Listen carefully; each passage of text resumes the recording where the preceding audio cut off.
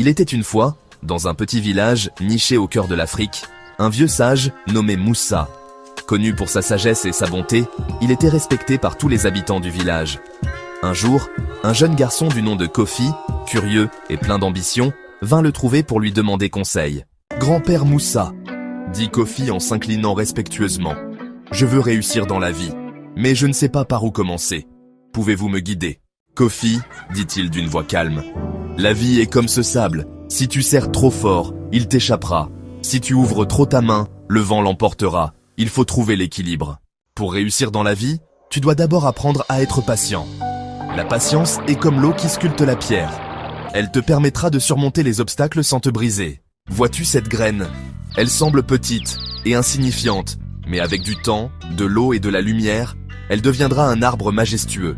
De la même manière, tes rêves ont besoin de temps pour grandir. Ne sois pas pressé, travaille chaque jour avec persévérance, et tu verras les fruits de ton labeur. Ensuite, souviens-toi que la connaissance est une richesse que personne ne peut te voler. Apprends chaque jour, non seulement des livres, mais aussi des autres. Écoute les histoires des anciens, observe la nature, et sois humble.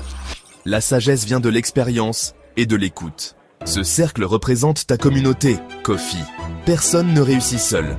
Aide les autres, partage ce que tu as, et tu verras que la vie te rendra au centuple ce que tu auras donné. La réussite n'est pas seulement matérielle, elle est aussi dans les liens que tu tisses avec les autres. Je comprends maintenant, grand-père.